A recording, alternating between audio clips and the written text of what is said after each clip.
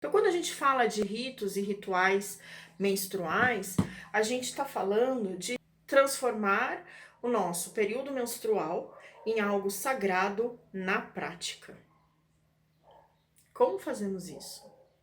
Da forma que é significativa para a gente. Olá, eu sou Elaine Miragaia e esse é o canal Mandalas de Gaia. Bom, como vocês já sabem, vocês que nos acompanham já sabem, ao longo desse mês de maio nós estamos falando sobre menstruação, justamente por maio ser o mês da visibilidade menstrual.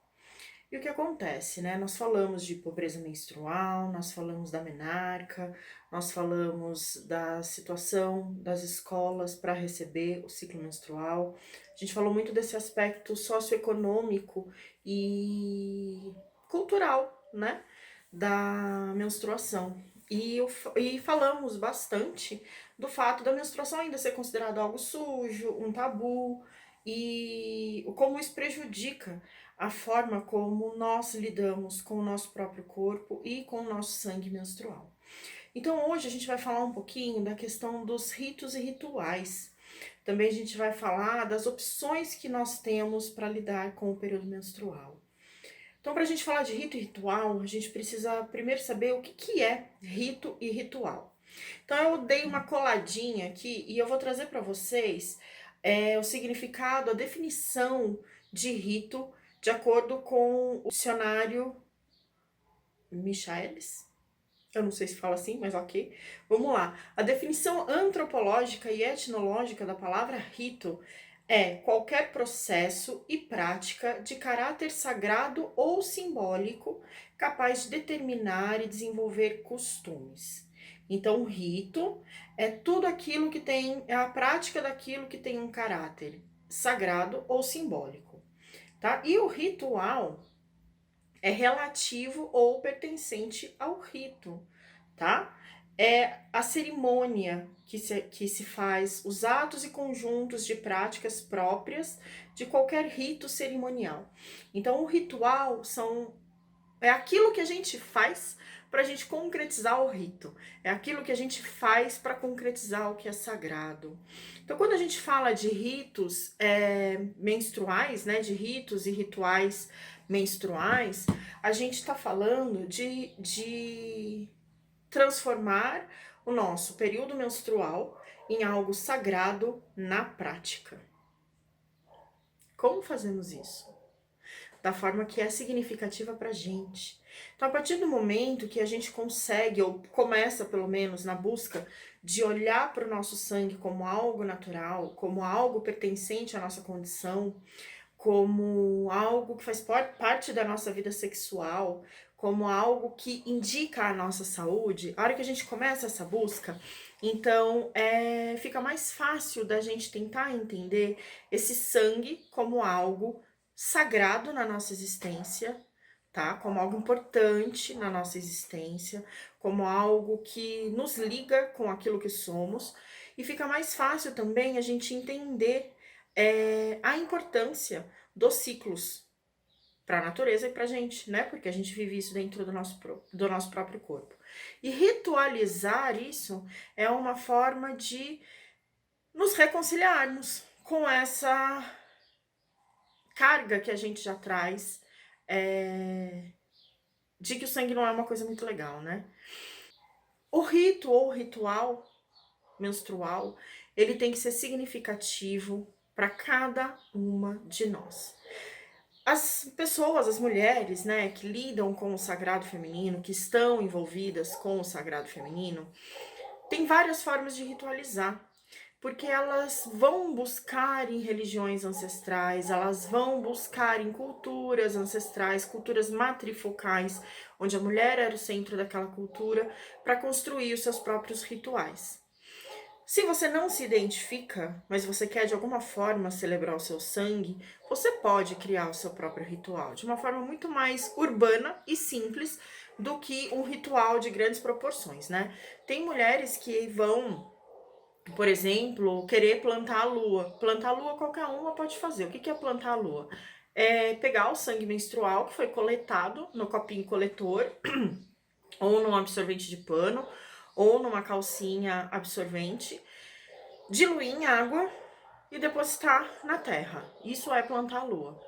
Tem mulheres que vai transformar isso Tem mulheres que vai, não. Tem mulheres que vão transformar isso numa grande ritualística, né?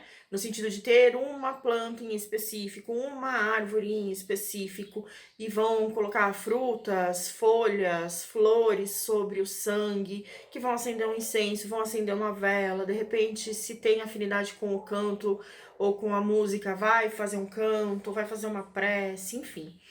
Tem outras mulheres que não têm afinidade com tudo isso.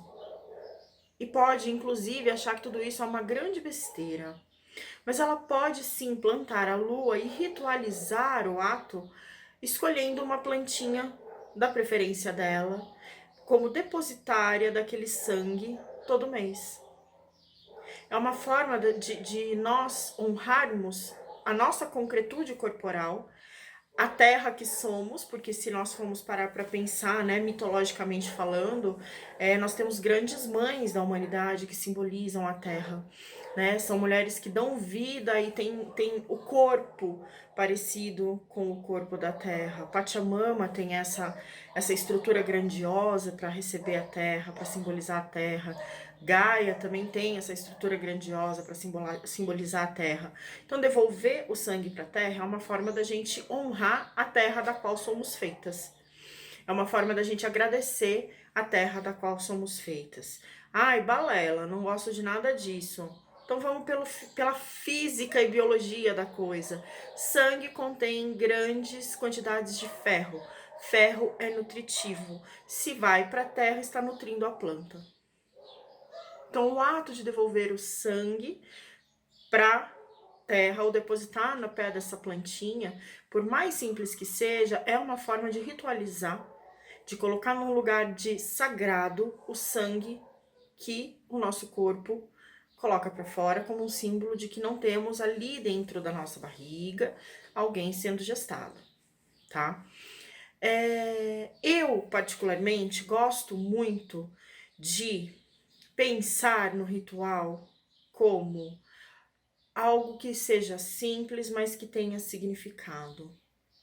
Gosto muito das grandezas rituais e do preparativo que vem antes, e de termos que procurar os elementos que vão compor aquele ritual e tudo mais. Mas também eu entendo que nós vivemos numa realidade que nem sempre nós temos tempo para a grandeza ritual. E que podemos e devemos transformar pequenas coisas, pequenos momentos em algo importante que seja significativo para a gente, que possa ritualizar a nossa menstruação, o nosso período menstrual. Então, como a gente pode fazer isso? A gente pode fazer uma grande cerimônia para a gente poder plantar a nossa lua? Podemos.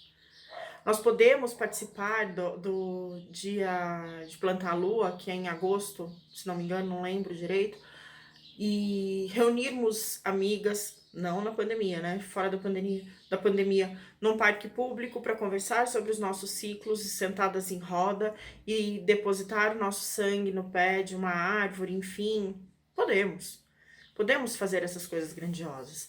Mas a gente pode também transformar o nosso primeiro dia de menstruação num dia ritualístico, como tomando um banho mais demorado, passando um óleo no corpo, fazendo um escalda-pés, fazendo um chazinho bem gostoso, bem quentinho, bem aromático e tomando esse chá, porém de forma presente. Não pensando que, putz, eu não terminei meu trabalho, eu preciso terminar não sei o que para amanhã, eu preciso olhar meu filho, eu tenho que resolver. Não. É aquele momento em que nós tiramos esse momento pra gente, nós fazemos aquilo pra gente. Então, de repente dormir um pouquinho mais tarde para poder tomar um banho mais demorado, para poder fazer o chazinho, fazer uma bolsa de água quente, levantar um pouquinho mais cedo para poder fazer uma meditação, para poder, né, tomar um banho. Nós podemos ritualizar o nosso período menstrual se nós temos a possibilidade de arrumar a nossa agenda para ficar 1 ou 2 dias sem trabalhar, ficando esses dias sem trabalhar. É uma forma de ritualizar, é uma forma de tornar sagrado esse nosso momento, nosso momento de encontro com a nossa própria sombra, nesse nosso momento em que a gente está tão aberto e tão vulnerável a os nossos conteúdos, né? E ao que vem de fora. A gente pode ritualizar, de repente, mantendo a região do ventre aquecida, com um chale que a gente goste, ou com um cinto que a gente gosta, ou usando uma peça de roupa durante todo o período, com uma cor que simbolize o período, né? Tem várias formas de ritualizar, e podem ser formas simples. Nós não precisamos inventar formas mirabolantes para celebrar o nosso período menstrual. Pode ser pequenas coisas e que façam sentido para a gente, tá? É legal o ritual grande que exige preparação? Sim, é legal. Porém, ele não precisa ser obrigatório. Assim como também não é obrigatório ritualizar, mesmo que de uma forma simples. O ritual, na verdade, ele vai trazer o resgate da nossa sacralidade, da nossa relação com o sangue como fonte de vida, né? E a gente não tem obrigação de celebrar se pra gente isso não fizer sentido, se a gente não quiser. É interessante? É. É interessante nós, como mulheres adultas, fazermos isso para que as próximas gerações aprendam a se oferecer cuidados diferenciados? Sim, é interessante a gente fazer isso, pensando nas próximas gerações. Porém, se não faz sentido individualmente, a gente não precisa fazer. Tá? Então, cada mulher vai ter sua forma de ritualizar. E penso que seja interessante cada uma de nós encontrarmos a sua forma de ritualizar, né? Existem mulheres que confeccionam, por exemplo, cinturões lunares e usam os cinturões lunares no período da lua, né? Que é o período menstrual. E nesses cinturões lunares colocam ervas, colocam cristais. Tem mulheres que gostam só de manter a região da barriga quentinha, é um ritual, né? Existem várias formas de celebrar. Como eu disse, tem o plantar a lua e tem essa questão do cinturão lunar, que na cultura andina é chamado de chumbi, que é um cinturão, na verdade, que a gente põe na cintura e mantém a região, essa aqui, ó, mantém a região quentinha. Esse chumbi é meu, eu recebi ele numa iniciação que eu fiz com uma benzedeira, né, da peruana, e para mim ele é muito importante. Porém, eu não uso ele no período menstrual, tá? Ele é um cinturão lunar, mas eu não uso. Eu prefiro deixar ele guardadinho e usar ele em outros momentos. Tenho os meus rituais para o período menstrual? Tenho os meus rituais para o período menstrual. E eles variam. Porque tem mês que eu tô afim de fazer uma coisa, tem mês que eu tô afim de fazer outra coisa. Tem mês que eu tô afim de celebrar muito mais o meu sangue do que em outros meses. Tem meses que eu tô mais aberta para receber esse sangue, tem meses que nem tanto. E isso também vai influenciar na vivência da menstruação. Porque se nós estamos mais abertas para receber esse sangue, ele flui, né? Simbolicamente, ele tem passagem para ele poder sair do nosso corpo. Se nós já não estamos tão abertas e tão receptivas, ele não vai ter essa passagem. E muito provavelmente a gente vai ter cólica, vai ser um período muito mais conturbado. E penso que seja importante cada uma encontrar a sua forma de ritualizar para si mesma e para as meninas que estão vindo, né? Tem mulheres que gostam de, em vez de diluir o sangue na água para plantar a lua, tem mulheres que gostam de diluir esse sangue e fazer arte menstrual, que são pinturas a partir dessa tintura que se forma com o sangue. Existem mulheres que fazem tinturas do próprio sangue, tem todo um processo, né, para você pegar um tantinho do seu sangue, diluir em álcool, enfim. Tem toda uma magia envolvendo esse sangue menstrual que pode ser feito como uma forma de celebrar, né? E aí, pensando nessas formas todas, E aí eu tô falando especificamente das mulheres que gostam de celebrar manipulando esse sangue de alguma forma, que seria plantar a lua, que seria fazer, a pintura menstrual, a arte menstrual, preparar um elixir, uma tintura, alguma coisa. Eu me lembro que eu, adolescente, a primeira vez que eu li alguma coisa relativa ao sangue menstrual foi num dos livros da Márcia Frazão, ela falando, de recolher um pouquinho do sangue menstrual, deixar ele secar, transformar aquilo num pozinho para poder misturar num creme que você use habitualmente no seu corpo. Eu lembro que a primeira vez que eu li aquilo, eu fiquei horrorizada. Justamente porque eu tinha muito preconceito com essa história do sangue. Eu menstruei muito cedo, eu menstruei com 10 anos, eu era uma criança. E para mim foi muito complicado lidar com isso, porque eu queria estar na rua brincando, eu não queria ter que me preocupar em ter que trocar absorvente de tempos em tempos. E pensar nessa possibilidade do sangue ser alguma coisa que era benéfica naquele momento, não passava pela minha cabeça. Hoje em dia eu já encaro isso com mais naturalidade, eu já encaro isso com mais flexibilidade, eu encaro isso como uma possibilidade. Porém, a flexibilidade, a possibilidade, ela tem que ser alguma coisa que vem de dentro da gente, das nossas desconstruções, e elas têm que ter significado pra gente. Então, se uma mulher se identifica com aquilo e ela acha que aquilo é interessante, ela vai recolher o sangue menstrual dela e ela vai transformar num pó e ela vai misturar num creme. Cada mulher vai ter a sua forma de lidar com o sangue.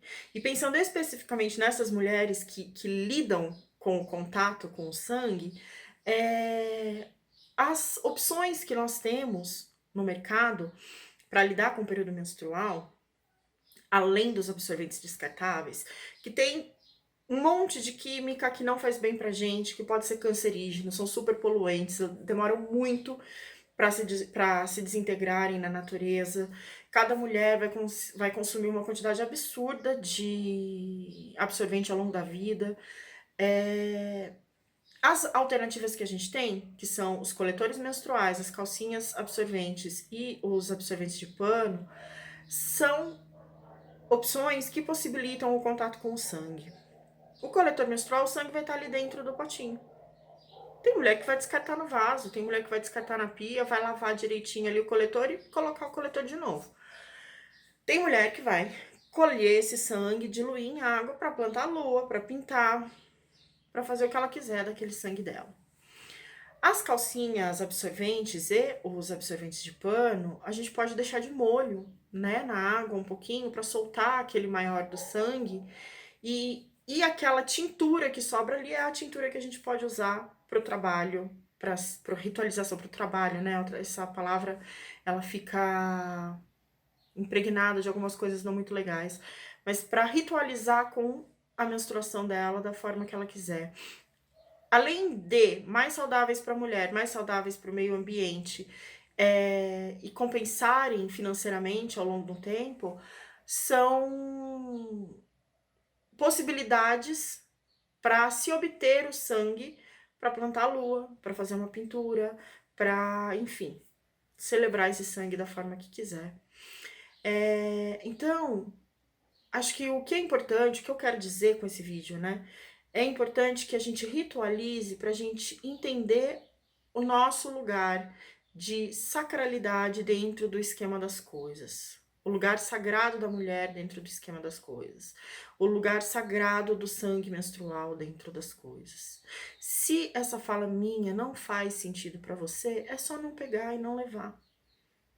Se ela faz sentido, pare e pensa.